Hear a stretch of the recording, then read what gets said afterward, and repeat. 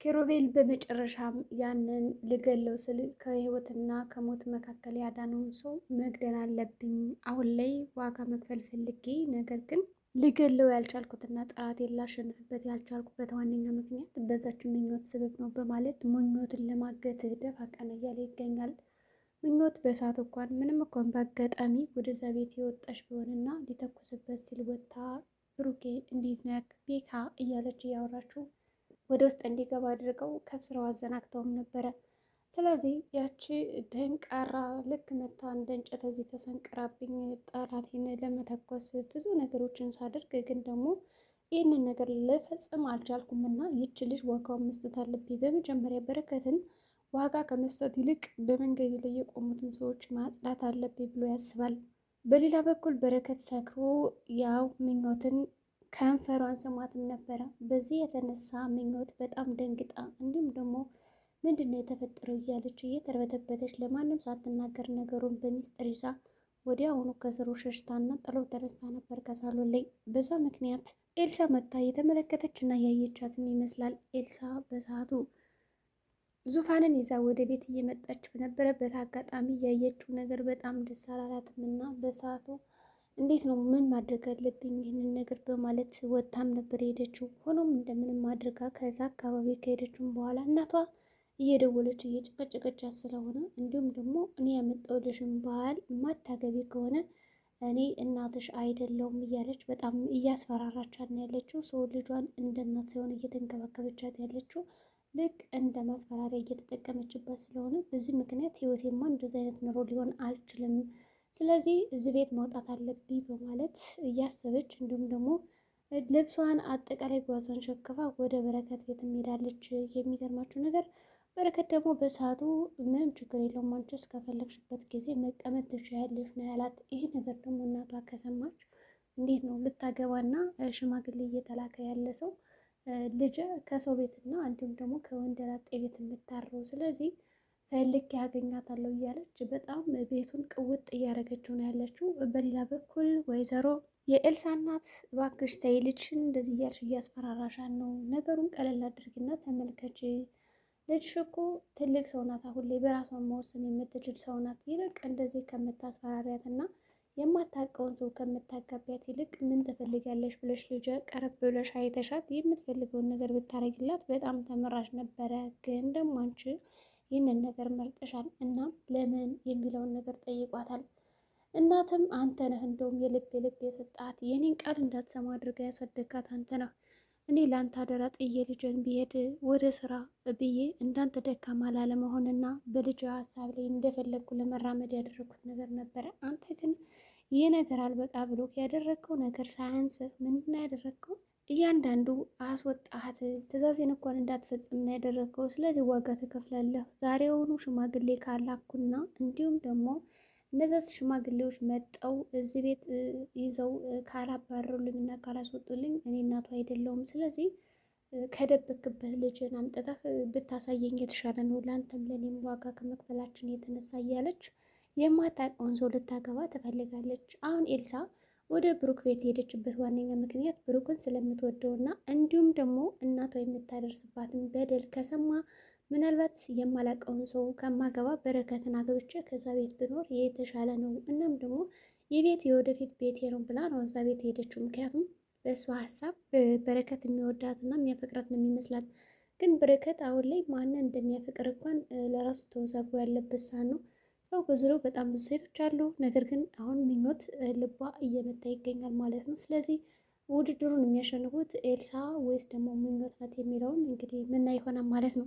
ምኞትም በሰዓቱ ራሷን ለማዳን ብላ ከአካባቢው ሰክሮም ስለነበረ ተሰውራለች። እንደዛ ባታደርግም በእርግጠኝነት የሚፈጠር ነገር ሊኖር ይችላል። እናም ይህ ነገር እንዴት ሊከሰት ቻለ ብላ ብዙ ነገሮችን የምታስተናግድ ይመስለኛል። በሰዓቱ በእርግጠኝነት እንደዛ ጥንብዝ ብሎ ሰክሮ ከአካባቢው ባትርቅ ኑሮ በረከት ምን እንደሚያደርጋት አታውቅም ነበረ። ወዲያውኑ ግን ተሯሩጣ ወደ ኪችን ከገባች በኋላ ዙፋንና ኤልሳ ከመጡ በኋላ ወንድሜ ምን ሆን ነው በማለት ነበር የጠየቀችው። እሱም ደህና እንደሆነና ሰክሮ እንደሆነ ይነግራታል። የስካር ከሆነ ምንም ችግር የለውም በማለት ያው ነገሮችን ቀለል አድርጋ አይታታል ማለት ነው። ቀለል አድርጋ ካየቻቸውን በኋላ ያው ሀሳቧ ምንድን ነው ምን ተፈጠረ ከዚህ ቤት የሚለው ነገር እና በረከት ለምንድን ነው የጠጣ? ይህን ያክል እኮ ጠጥቶ አያውቅም ነበር የወንድሜ። ይሄ ሁሉ በእኔ ምክንያት ነው። ምክንያቱም ጥየው ስለሄድኩ እንደዚህ ሆነብኝ፣ ተናደደብኝ ብላ በራሷ ውቅስ አድርጋ ወቀሳ ታቀርባለች ማለት ነው ለራሷ። ከዛ ነገሮችን ለማስተካከል ቃል የገባችም ይመስላል። ከአሁን በኋላ ጥዬው አልሄድም፣ እንደምንም ብዬ ነገሮችን አስተካክላለሁ። ስለዚህ አሁን መጥቻለሁ እና መጠጣት የለብን በማለት ወንድሟን ለማባበል ትሞክራለች። እሱም እሺ በማለት ያው እንትኑን ነገሮችን ላለማስከፋት እንዲሁም ደግሞ ቀስ ብሎ ለመውሰድ ያደረገው ጥረት አለ ማለት ነው። ያን ጥረቱ እየተሳካለት ይመስላል። ከተሳካለትም በኋላ ብዙ ነገሮችን እንደሚያገኝ ተስፋ አለው።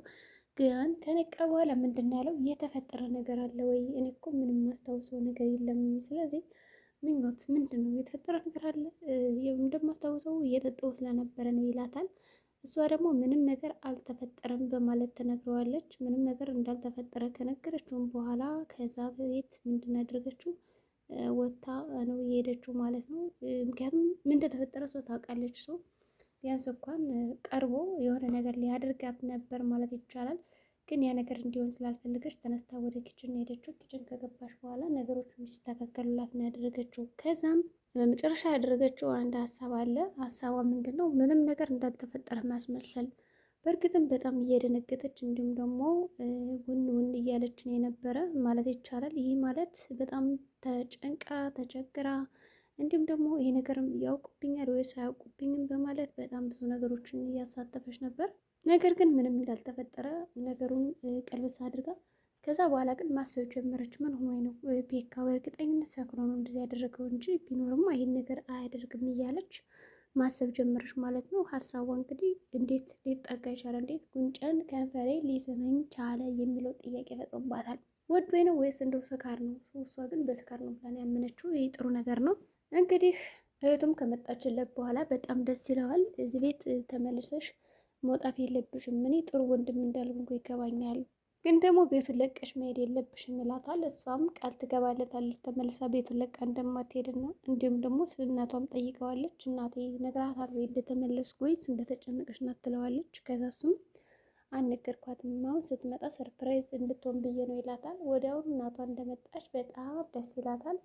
እንዴ በጣም ተጨንቄ ነበር ትልና ትስማታለች፣ በቃ ታቅፋታለች። ሌላው ደግሞ ለወላጅ እናትሽም ንገሪያት ትላታለች፣ ኤልሳ ማለት ነው። እሺ ትልና ያው ነገሮችን ከአቅሜ በላይ ስለሆኑብኝ መቋቋም አቅቶኝ ነው ጥያቸው የሄድኩ ራሴን ለማረጋጋት እንጂ በአንተ ምክንያት አይደለም የጠፋሁት የወጣሁት እያለች በጣም ስትናገርም ነበረ። በእርግጥ ከአቅሟ በላይ ስለሆነባት ነው እንጂ በረከት ምንም ያደረጋት ነገር እንደሌለ ነው የሚያሳየው። ከዛ እሺ ይልና እሱም ነገሩን ቀለል አድርጎ በሰላም እንድትሆን እንዲሁም ደግሞ ጥሩ ሰው እንደምትሆንና አብራት እንደማይለይ ምንም ቢፈጠር ደግሞ እህትና ወንድም እንደሆኑ እንዲዘልቁ ቃል ተገባብተዋል። እናም ወላጅ እናቷ ራሱ ከመጣች በኋላ ይቅርታ ልጅ፣ እኔ እኮ ለአንቺ የጠቀምኩሽ መስሎኝ ነው እንጂ እንደዚህ እንደምትጎጅ ባውቅ ኖሮ እውነቱን አልነግርሽም ነበረ። ያች ትዝታ ናት እኮ ሁሉንም ነገር ተናገሬ ብላኝ እየተናገርኩት። ትዝታ በጣም ልጅሽ አደጋ ላይ ናት እና ከዛ ቤት ዝሻት ካልሄድሽ ስትለኝ በቃ ያለኝ አማራጭ እውነቱን ነገር ወደ እኔ ማምጣት ነው እንጂ እንደዚህ እንደምትረበሽማ አላውቅም ነበር ትላታለች። በእርግጥም ያች ትዝታ ለራሷ ጥቅም ስትል ነው እንደዛ ያደረገችው።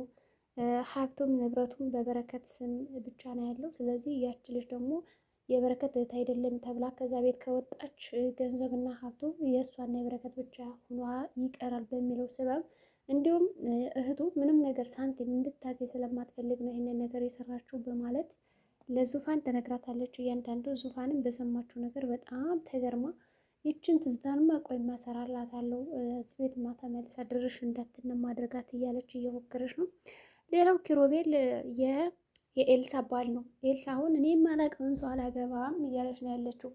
ስለዚህ ዙፋንና ኤልሳ ወደፊት የሚጣሉ ይሆናል። ኤልሳ አሁን ላይ የማላውቀውን ባል አላገባም ብላ የምትከለክለው ኪሮቤልን ነው። እናቷ ልታመጣላት እንዲሁም ልታጋባት ያሰበችው ኪሮቤል ነው። ኪራ አሁን ላይ ዙፋንን እያሳደደ ይገኛል ለበቀሉ ሲል። ዙፋን ደግሞ ስልኩን የደወለችለት ነበረ እና ምንም እያነሳነት አልነበረም። ይህ ልጅ ምን ነክቶት ነው? እንዴት ነው ነገሩ? እንዴት ዝም ይላል? እያለች ተጨንቃለች። የጥሩ ሰው መስሏት ነው በእርግጥ የምትደውልለት። ያው ትክክለኛ ፊት ስላልተገለጠላት የምታደርገው ነገር ግራ ግብት ብሏት እያናገረችውም ነበረ። እሱም ስልክ እያነሳ አይደለም። ስለዚህ ቀስ ብዬማ ከእነሱ ቤት ሄጄ ማጣራት አለብኝ ጉዳዩን በማለት እየተሽለፈለከ ወደዛ ቤት ይመጣል።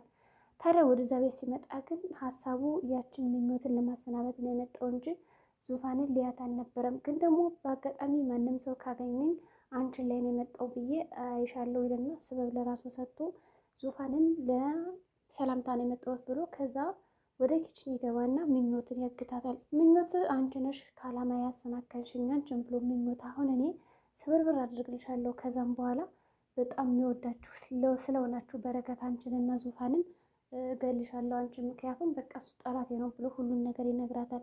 በዛ ጉዳይ በጣም ትደነግጥና እንዴት ሊሆን ይችላል አንተማ እንደዛ አታደርግም ትልና የሰው ያለሽ እያለች ነው ባጭሩ ማለት ነው። ስለዚህ አሁን ኪራ ምን ሊያደርጋት ይችላል? ዘርጋችን ይመስላል። በቀጣይ ቪዲዮ እስከምንገናኝ መልካም ጊዜ